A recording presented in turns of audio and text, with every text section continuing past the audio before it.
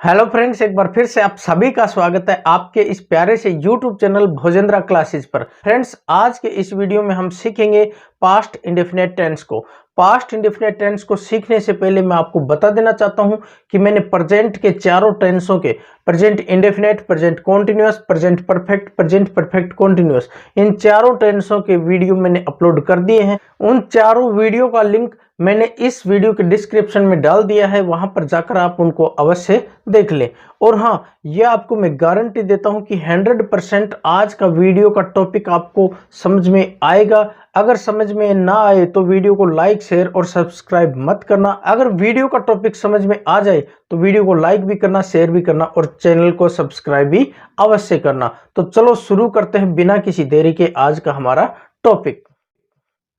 तो फ्रेंड्स, जैसा कि मैंने आपको वीडियो के शुरू में ही ये बता दिया था कि आज हम पास्ट इंडेफिनिट टेंस सीखेंगे। आप हमें टेंस को हिंदी में क्या कहते हैं ये आप हमें कमेंट करके बताएं कि पास्ट इंडेफिनिट टेंस होता क्या है। देखिए, पास्ट इंडेफिनिट टेंस के जो वाक्य होते हैं वो उन वाक्यों में क्रिया पास्ट में ही शुरू होती है और पास्ट में ही किसी स्पेसिफिक टाइम पर वो खत्म हो जाता है, वो काम समाप्त हो जाता है। तो ऐसे कार्य या क्रिया को दर्शाने के लिए पास्ट इंडेफिनिट टेंस का यूज किया जाता है। देखिए, जब कोई काम जैसे पहले शुरू हुआ और वो उसी पास्ट के समय में ही वो समाप्त भी हो गया, तो ऐसे कार्य को दर्शाने के लिए पास्ट इंडेफिनिट टेंस का यूज किया जाता है। ये हमने पता कर लिया कि पास्ट इंडेफिनिट टेंस के वाक्य कहाँ पर यूज किए जाते हैं, कैसी क्रिया, कैसे कार्य दर्शाए जाते हैं। तो अब इसके बाद में पास्ट इंडेफिनिट टेंस की पहचान की जाती है। पास्ट इंडेफिनिट टेंस के वाक्यों की पहचान की जाती है। सबसे पहला काम करेंगे पहचान।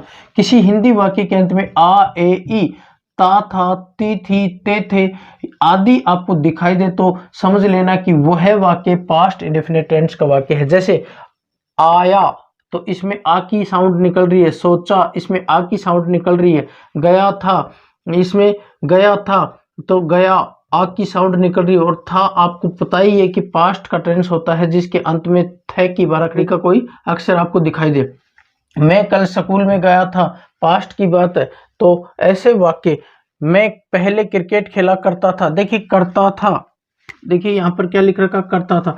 तो ता, था, ती, थी, ते, थे ऐसे जो वर्ड, ऐसे जो अक्षर होते हैं किसी हिंदी वाक्य के अंत में, तो वहां पर पास्ट की हैबिट दर्शाई जाती है, पास्ट की आदत दर्शाई जाती है। चलो हम देखते हैं कि हमने पहचान करना सीख लिया। उसके बाद में इस टेंस में हेल्पिंग वर्ब डिड लगाई जाती है और मेन वर्ब यहाँ पर वर्ब की सेकंड फॉर्म लगाई जाती है इस टेंस में। अब हम देखते हैं कि इस टेंस के जो हिंदी के वाक्य हैं उनको इंग्लिश में ट्रांसलेट कैसे करें। इंग्लिश में ट्रांसलेट करने के लिए हमारे पास में एक फॉर्मूला होना चाहिए जिसमें सब्जेक्ट होता है सबसे पहले, उसके बाद में वर्ब आती है, उसके बाद में अदर वर्ड आता है। देखिए, सब्जेक्ट के स्थान पर क्या क्या लगाया जाता है, या तो नाउन आता है या प्रोनाउन आता है। वर्ब के स्थान पर हेल्पिंग वर्ब आती है और मेन वर्ब आती है। इसके बाद में अदर वर्ड, अदर वर्ड में हम देखते हैं कि अदर वर्ड में आपको क्या देखने को मिलेंगे, yesterday, previous day, ago, last day, last week, last year, last month. ये वर्ड जो टाइम को शो करेंगे, स्पेसिफिक टाइम। मैंने आपको बताया कि पास्ट इंडेफिनिट टेंस में कोई कार्य पास्ट में ही शुरू होता है और पास्ट में ही समाप्त होता है, लेकिन उस समाप्त होने का कोई स्पेसिफिक टाइम दिया होता है। तो टाइम यहाँ पर हम इन वर्ड्स के द्वारा इस टेंस में दर्शाया जाता है। जहां पर ये आपको yesterday, previous day, ago, last day, last week, last year, last month दिख जाए तो मान लेना कि वह सेंटेंस पास्ट इंडेफिनिट टेंस का है। अब हमारे पास में कुछ हिंदी के जो वाक्य दिए हुए हैं उनको इंग्लिश में ट्रांसलेट करते हैं। देखिए, पहला वाक्य हमारे पास में है वह आया। वह क्या है, सब्जेक्ट है। सब्जेक्ट के स्थान पर या तो नाउन आता है या प्रोनाउन आता है। नाउन को नाम कहते हैं, किसी भी चीज का नाम हो सकता है, लेकिन यहाँ पर तो नाम है ही नहीं, तो यहाँ पर आएगा प्रोनाउन। और प्रोनाउन क्या है, वह को इंग्लिश में कहते हैं ही के यहाँ पर हमने लगा दिया। इसके बाद में वर्ब लगाएंगे। वर्ब यहाँ पर हेल्पिंग वर्ब, मैंने आपको प्रेजेंट टेंस पढ़ा रहा था तभी बताया था कि प्रेजेंट इंडेफिनिट और पास्ट इंडेफिनिट के सिंपल वाक्य में हेल्पिंग वर्ब का यूज नहीं किया जाता। एक बार फिर से आपको बता देता हूं कि प्रेजेंट इंडेफिनिट और पास्ट इंडेफिनिट के सिंपल वाक्य में हेल्पिंग वर्ब का यूज नहीं किया जाता। तो यहाँ पर हम हेल्पिंग वर्ब यहाँ पर नहीं लगाएंगे। अब हम मेन वर्ब लगाएंगे सीधा। मेन वर्ब यहाँ पर आने को कहते हैं कम, और कम की सेकेंड फॉर्म यहाँ पर इस टेंस में लगाएंगे तो सेकेंड फॉर्म होती है केम, CAME। इस प्रकार से वह आया, ही केम, यह वाक्य हमारा बन करके तैयार हो गया। दूसरा जो वाक्य है यहाँ पर मैंने सोचा, मैंने यहाँ पर देखिए सब्जेक्ट लेंगे, सबसे पहले सब्जेक्ट के स्थान पर नाउन, नाउन का मतलब होता है नाम, नाम इस वाक्य में दिया हुआ ही नहीं है तो यहाँ पर आएगा प्रोनाउन, प्रोनाउन यहाँ पर मैंने को कहते हैं आई।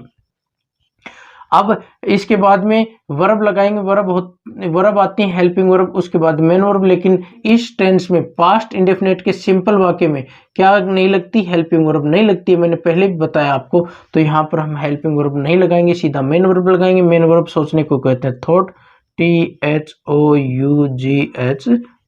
मैंने सोचा। इसके बाद में वह पिछले सप्ताह दिल्ली गया था, वह पिछले सप्ताह, यहाँ पर देखिए सब्जेक्ट लेंगे, वह को कहते हैं ही।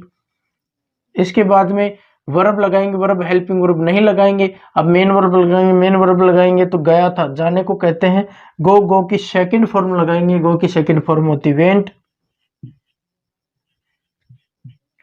कहां पर गया था, टू दिल्ली।